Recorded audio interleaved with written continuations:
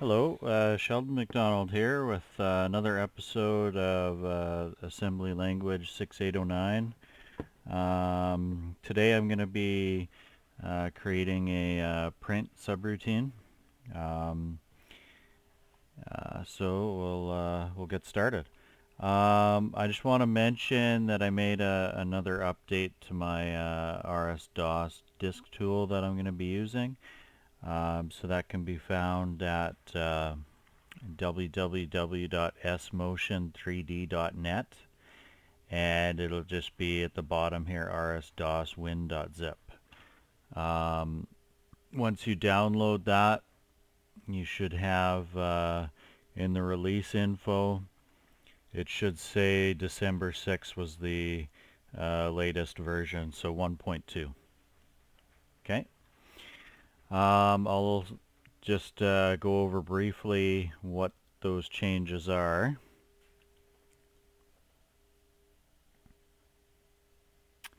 Actually, I'm going to load my own version of this because I made the font bigger for these videos. So I'm going to load the one that I built recently. It's the same thing that you'll have, except that my font is bigger.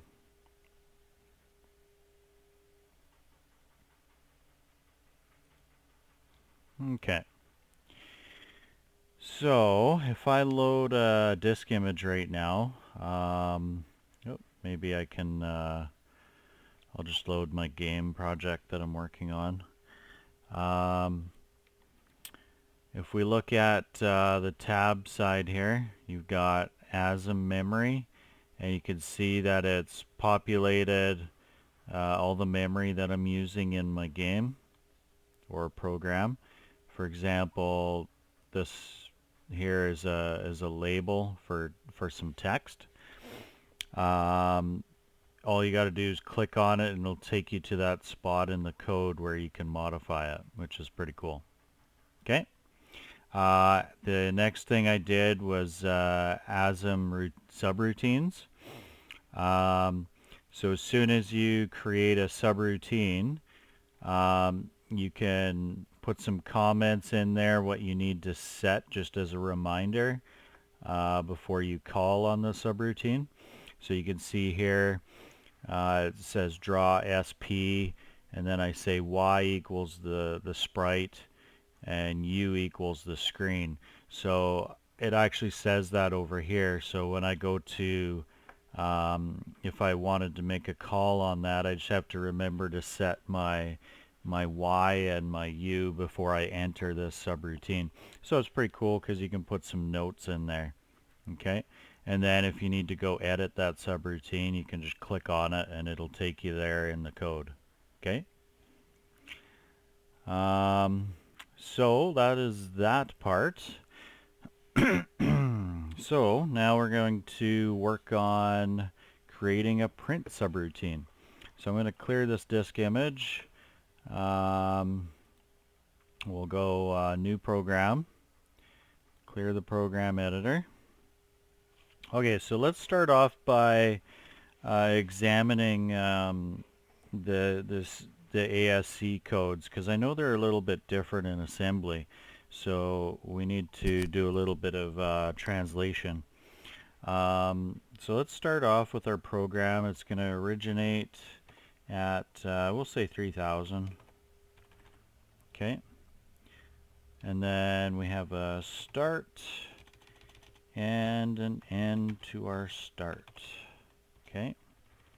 So first thing we're going to do, like I said, let's have a look at that ASC, all the ASC codes. So I'm going to load X with 400. We're going to clear B, CLRB, even though it's probably cleared already from the start, but we'll clear it anyways. So we'll create a little loop here, LP1.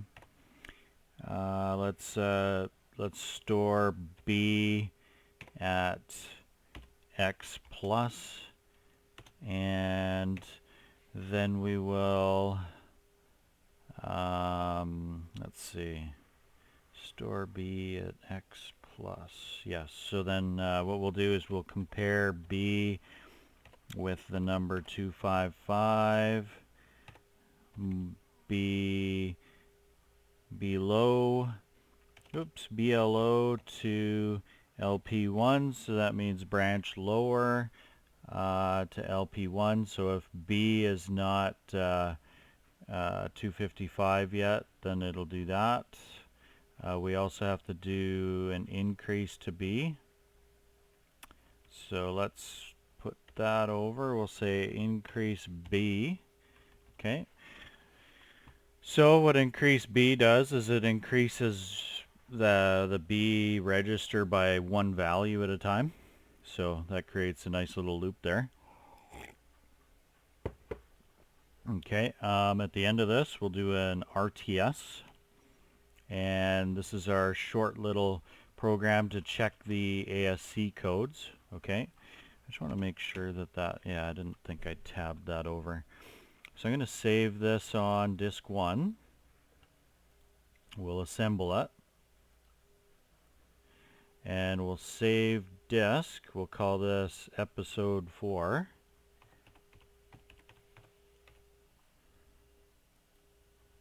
Okay, I'm going to load that into VCC.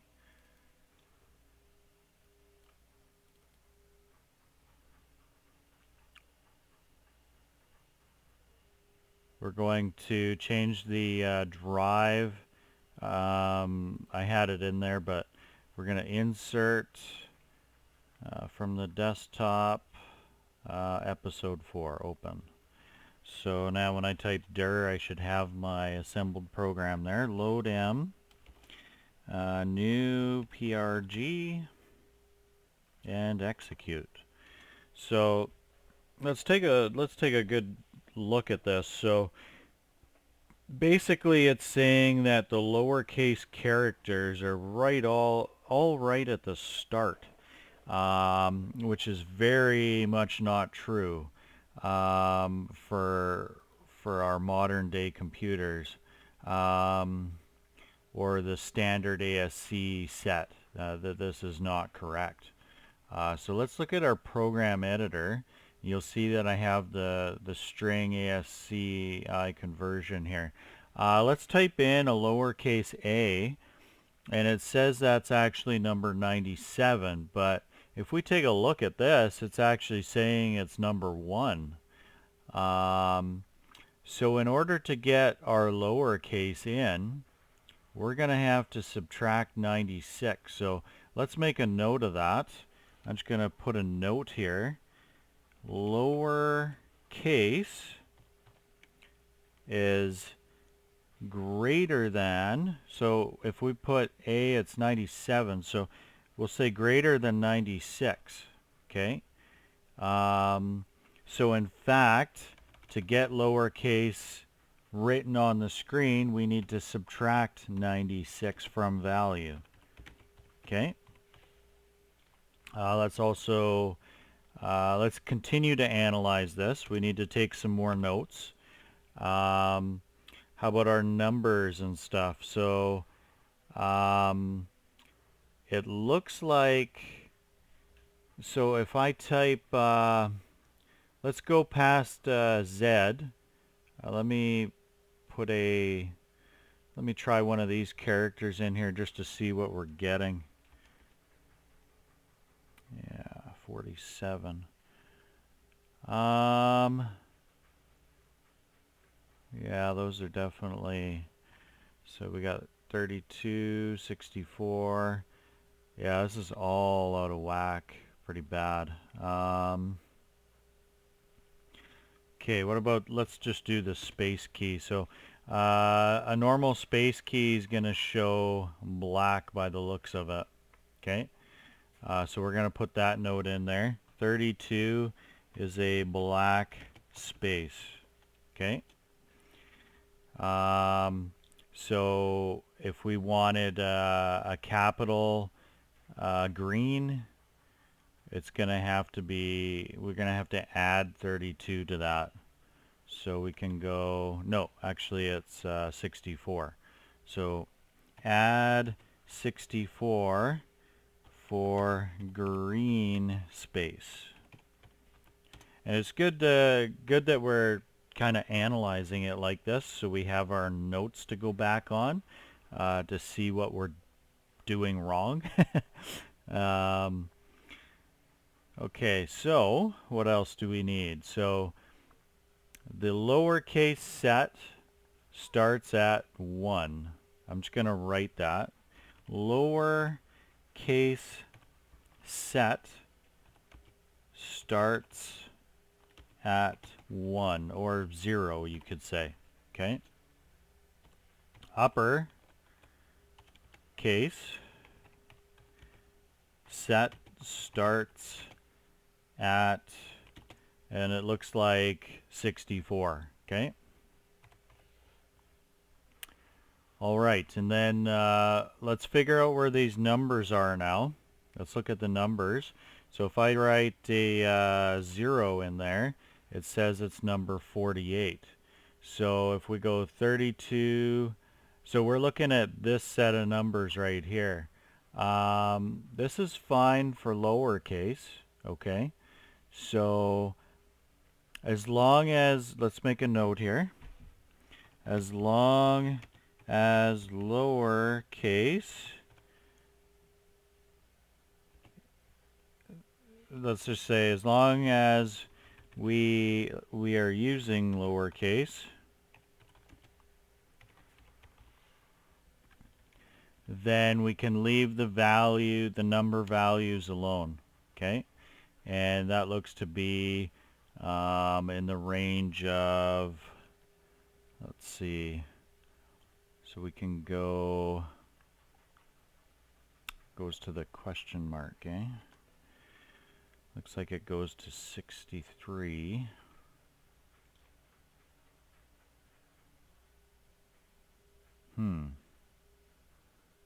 Okay, that's correct. So as long as it the range is from 63. So let's put 60. Let's write the number range. So it goes from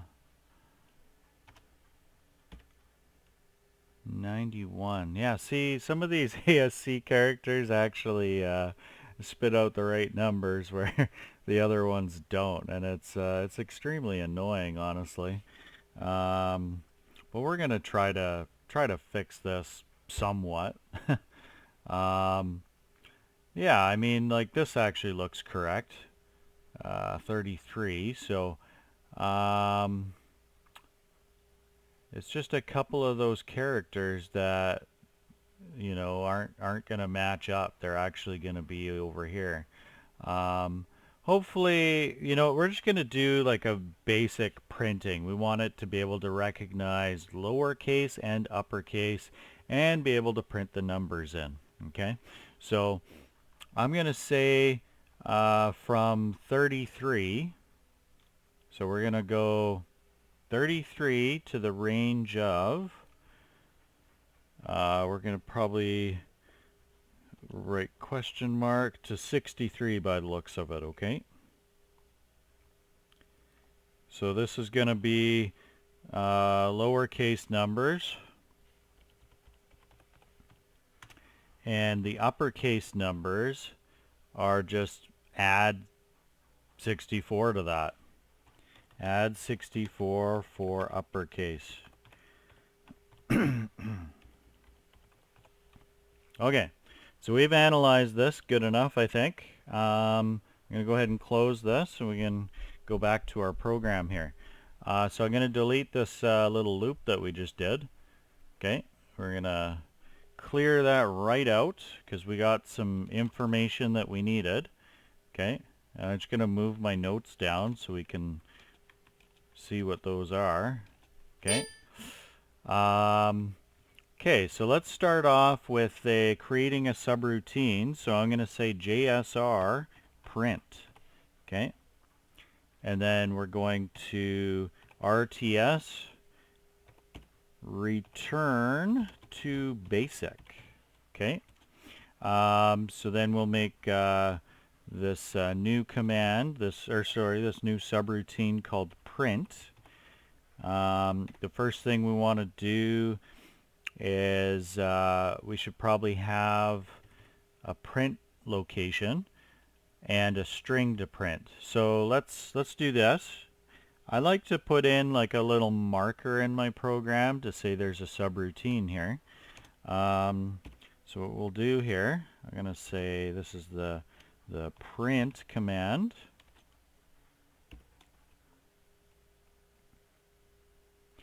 It definitely helps to keep everything nice and clean and tidy. I'm going to write my variables needed right here as well before the print subroutine.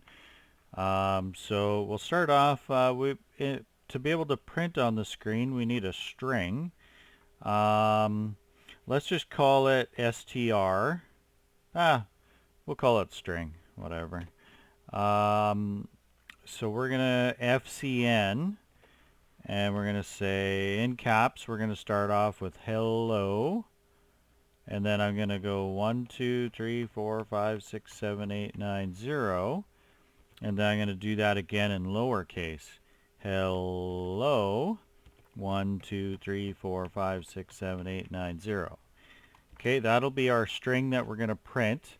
And we want to capture this properly. We want to get the caps where it should be caps and lower where it should be lower. Okay, so we also need a print position. Let's see, so we can say position FCN 0, 0, because it's going to be a D word. And I think that's about it. I think that's all we need. What I'll do here is for the print command, we're going to put some notes in here.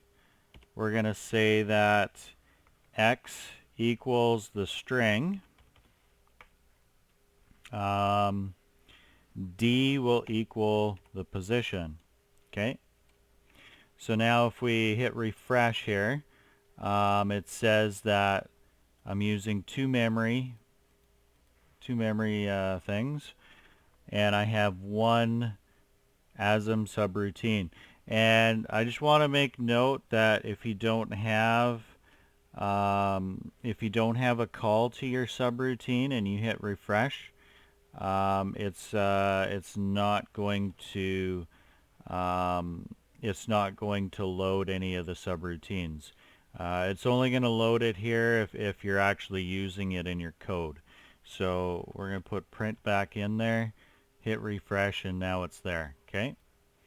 Let's see. Yeah, that should work. Okay. So, yeah, let's do this. Interesting. Okay. So like we're saying here, we're going to make it so x equals the string. So before we jump to the subroutine, what we need to do is set x. So let's go ldx with string. Okay. So we're going to load the tag right here into the x index. Okay, and then we're going to load D with our print position. So I'm going to go load D. Let's say 32. We'll see if it's going to work. It'll be on the second line that we print, if that's working.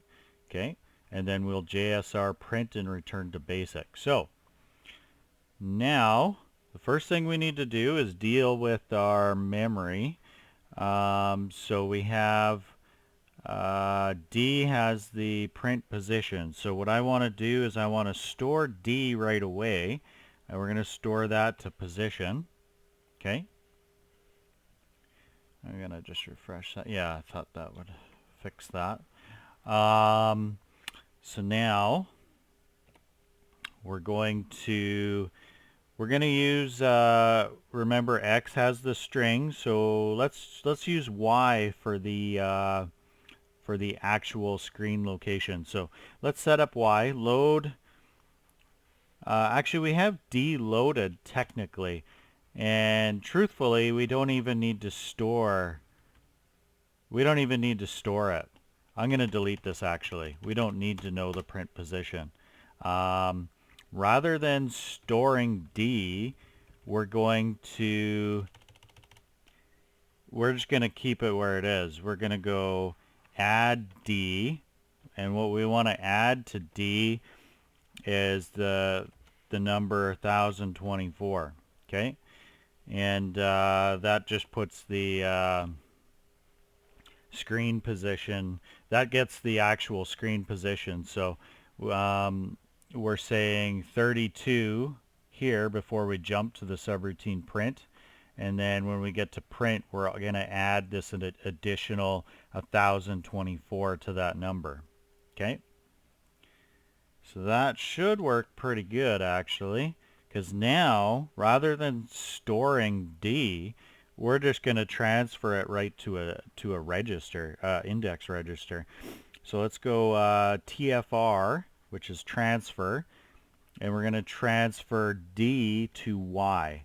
So now the Y index is already set up. So Y has the screen position.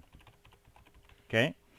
Now we can clear D if we want to, because we've already transferred it over. X has the string, so we're good to go, I think. So let's start off by creating a loop. So we'll go LP1, and let's load. Let's LDA. LDA. Oh, we need one memory location. I forgot. Let's make a kind of a flag to know if we're in capital, if we're dealing with caps or not. Okay. So we'll just say cap FCB 0. Okay. So this will be a single byte. So what I want to do here, I want to load B cap. Okay. So we're gonna put that in there. Now we can make this loop. LP1. Okay. So we can LDA. A is gonna deal with the actual string, the ASC codes. B is just gonna deal with, is it a capital or not? Okay. So we're going to load A from X, so comma X plus. Okay. And now we're going to, without any processing of this number, we're going to store A directly on the screen, Y plus. Okay. And then it would be a simple RTS, return from subroutine, and end. Okay, so return. So if we were to run this, let's go ahead and run it just to see what we're doing before we carry on. I got one problem here. I don't have anything catching the end of this string. So what I can do here, I can LDA X without moving it. We can compare A to the number 0. BNE, branch not equal to LP1. Okay, so that was the one thing I forgot, is that it needs a stop point. FCN is equivalent to it adding a 0 to your data statement like that. Okay. All right, this should do something anyways. Let's go ahead and save this. Oops. I'm just gonna put some comments in here so it doesn't muck it up. Okay, and I'm gonna bring this back up. Okay, so we'll save that. We can assemble it, and then we can load it into VCC, and then we can continue to add to this. but let's just make sure that it's doing what we think it's doing. Load M, new PRG, and execute. Okay, so I obviously didn't save this thing. Save disk, desktop, episode 4 save. Yeah, oopsie daisy. Or either I didn't assemble it, one or the other. Now we'll save disk again.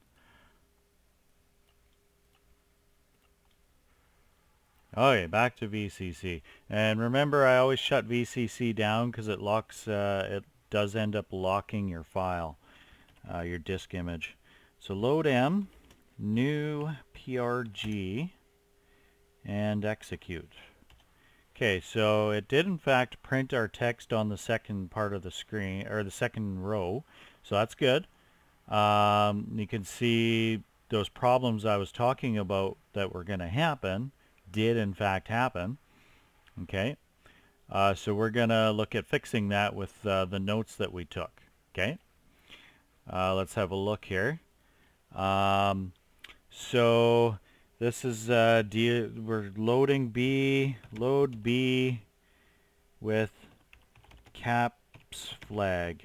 Okay, so let's deal with the space key first. Okay, and actually, no, let's deal with flipping the capital flag on and off. We'll do that first. Okay, what can trigger it? We can have a value between 96, or sorry, greater than 96 will make it lowercase. So let's put this in first. Okay, so before we do any storing to the screen, we need to process this sucker. Let's process this ASI code. Okay, so first thing we're going to do now, we want to flip that cap flag around. So we'll go compare A. We've already loaded A, so let's compare it to the number 97. I think it's pretty fair to say that if we're greater than 97, then we're in lowercase, okay? So if it's greater, so let's put B branch not equal, no, branch lower to, we'll put LP2. It's just going to be a label, and I'll put LP2 down here. So what I'm doing here is checking if it's lower than 97. If it is, it'll jump out. If not, it falls through, and we can change that flag. So now we can say, since it was lower than 97, we can clear B, CLR B, and we can store B at cap. Okay, so that's fixed for that one. Okay, now we want to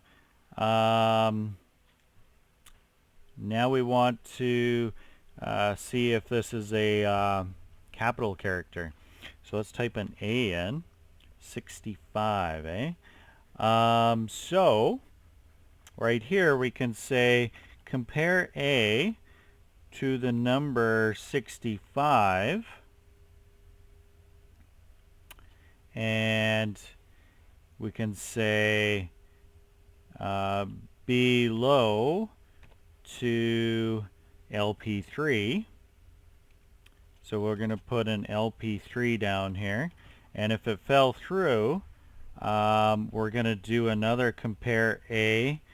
So the end of this, these characters goes to 90. 90, interesting. A, right. So to 90. So I'm going to put 90 here, and 65. And I should actually say, instead of 65, I should be saying, yeah, below is fine. And then 90,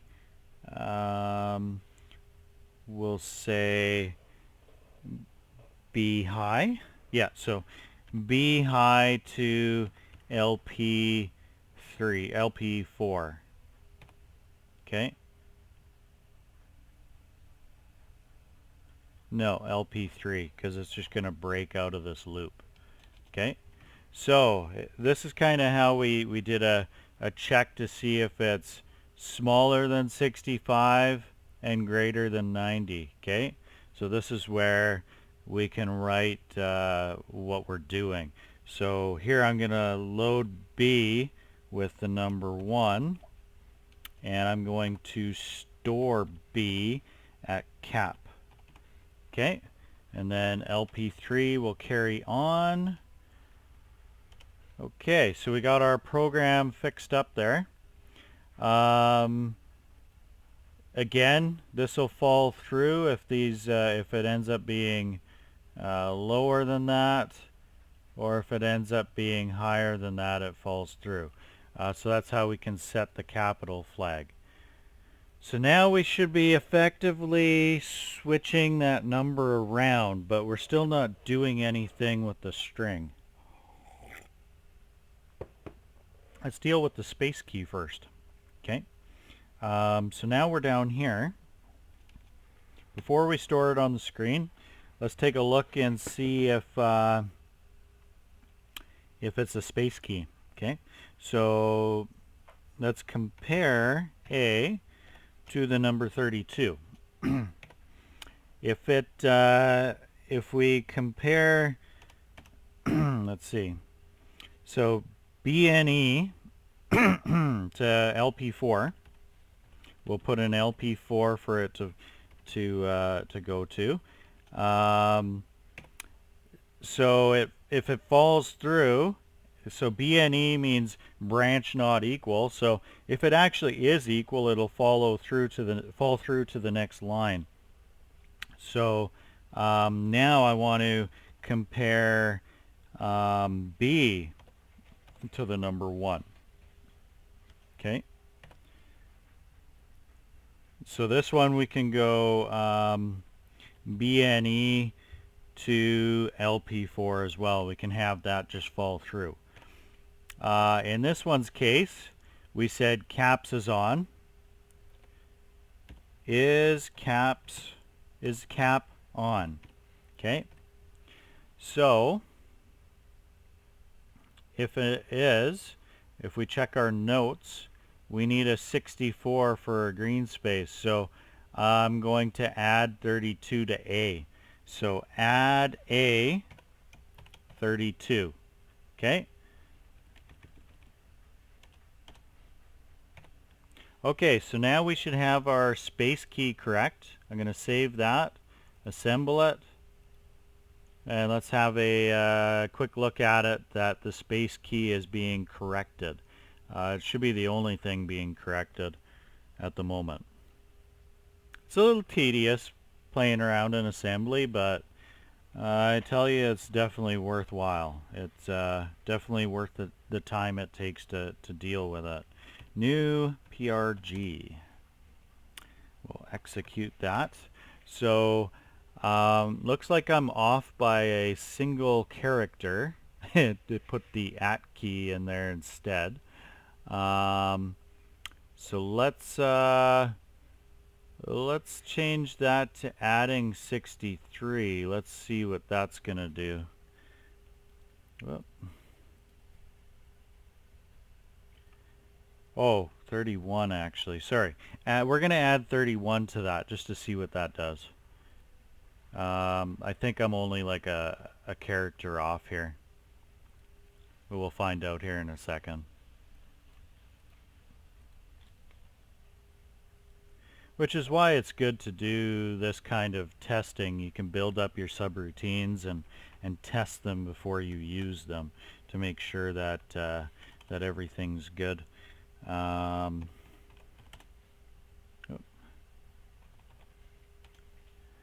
Okay, so it looks like I might need to go, I should have went plus 33 maybe. Yeah, let's have a look at that. Add 31, so let's add Let's add 33 and just see what that does. Yeah. If not, I'll have to take a look at that ASC table again. Okay. I was pretty sure that I wrote it down what we needed though. Okay. Back to VCC. Load M. New PRG. Execute. A. So this is quite interesting. So that character that we're trying to grab there is just not working. To me, it was supposed to be, like if we look at our notes, we have that as 64. 64 was supposed to be the green space. Let's LDA 64 and just see what happens. And if that doesn't work, we're going to have to try one of the other graphic keys. We're going to shoot this up quite a bit. Let's try this first. Let's see what's going on. Hopefully branch not equal caps is on. Right. Okay. So let's save this. We'll assemble it again.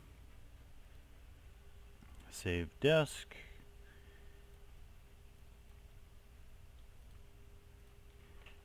It's good to do, like I said, it's good to do this kind of testing that you can just go back and forth and just make sure that, you know, things work. New PRG. Yeah, and it's going to keep putting that @ key, and it's interesting because it had a space in there before. We're going to kind of just do a guess here. Let's have a look. So when I put the space key in, it gives me 32. When I put the letter A in, whoop, it gives us 65. I'm going to try adding 64 to this number just to see what happens. Add A 64. Let's see if we can get that dang graphic tile to be green. Let's assemble that. Save disk.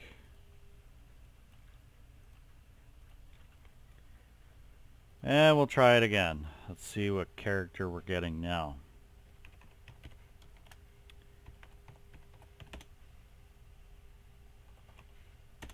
There you go. So it looks like we needed to add 64 to that value. It's really weird. Oh, it's not weird. 32, yeah, sorry, it was just my notes were bad. I don't know why I put that in there.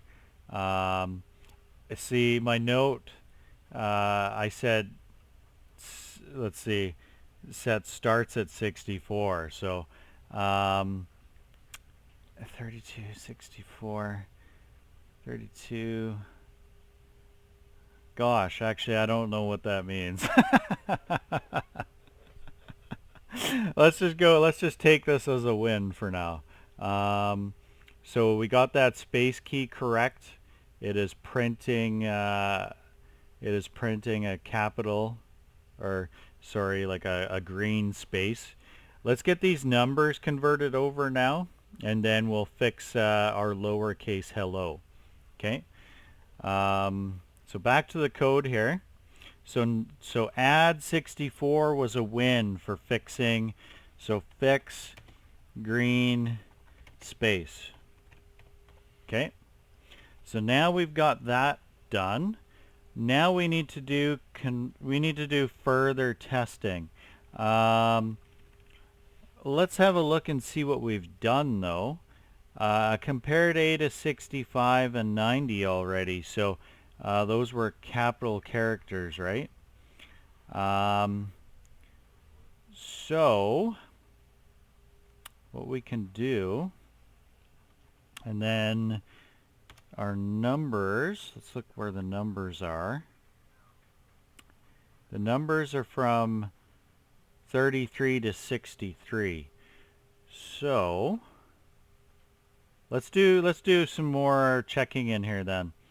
So I'm going to move this down. Okay. Now we're going to look at the numbers. Okay, so let's compare A to, let's write this in that we're actually checking the numbers. Let's look at numbers. Okay. So now, if we compare A to the number, and what I got here is 33 to 63. So compare A to 33, B low to LP5, and we'll do an LP5 down here. There's a lot of labels, I know. It's just how assembly works. So branch lower, and then we'll compare A to the number, oh, what was our other number there? So to 63, no, yeah, 63. So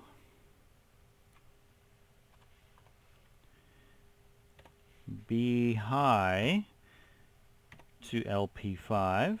So this means that it fell through and it's a number. So we can write here that it's a number. Okay. So now we should check and see if we got a capital. So let's compare B to the number 1. Branch not equal to LP5, which means we're gonna jump down because it's not a number. Or sorry, it's not a capital. Okay. So now to get, so here, from here we can change number to cap. Okay, so in order to get it to that range, I believe we needed to, I think we're subtracting, or no, we might be adding that 64, that same value. Let's try it, and we'll just play around with that number till we get it. So let's go add a 64, and then we can put this back, and we can put that back. Let's see what that does. So we'll save it. I might have gone the wrong way with that, but we'll look at it anyways. Let's assemble it. Save to disk.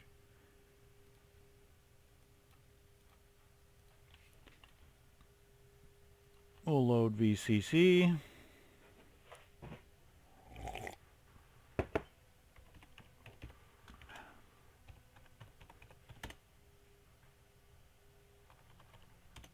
Awesome. So that ended up working out. So now we have our first set of numbers in capital. Okay. And then now what we need to do, we have one last thing to fix, and that's our lowercase printing. Okay. So let's close that down and have a look at our code again. So with the lowercase, I believe we're already doing a check for lowercase here. We're comparing 90. Let's put a lowercase in. Yeah, 97 branch lower. So right here, we can literally assume lowercase. Okay. From right there, we can assume that it's lowercase. So right here, we can actually say subtract a, and we'll subtract a we're going to subtract it 64 by the looks of it. Okay. Let's try that out and see what happens.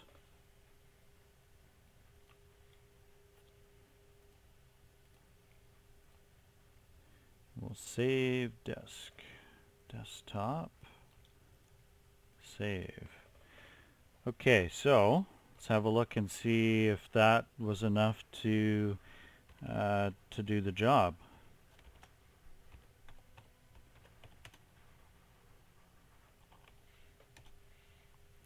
Looks like I might have went maybe not far enough. Maybe I need to go a little further. Let's try subtracting. Well, maybe it was just 32, not 64. Where was I? Right here. So let's have a look at this again. So I did write some notes. Lowercase 96. Yeah, anything. Oh, I have to subtract 96. Okay. So where I was subtracting 64 here, we actually need to subtract 96. So we'll save that, assemble it. Yeah, I took notes for a reason. I should probably read them. So we'll put that there, save. We'll run VCC again.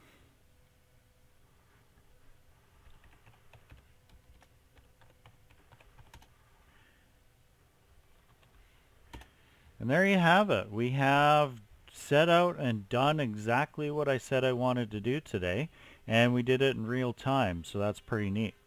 So I've got hello, and it keeps these numbers in caps. Providing I keep using capital characters, it'll continue to print numbers with a green background.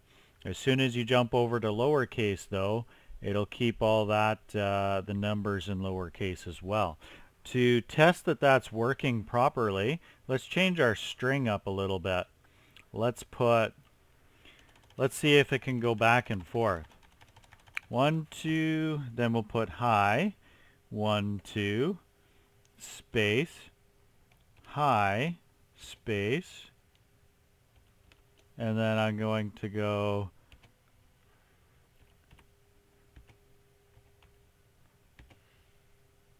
okay, so let's just see what that's going to do. Okay. Let's save that. We'll assemble it. We'll make sure that we can effectively go back and forth with these characters. So save to disk, desktop, episode 4. We'll run that.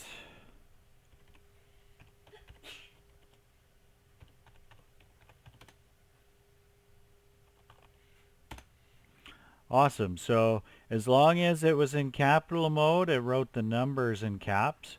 As soon as it dropped to lowercase, it put the numbers in lowercase. And then we switched it back to upper again, and then back to lower again. So that works really awesome, actually.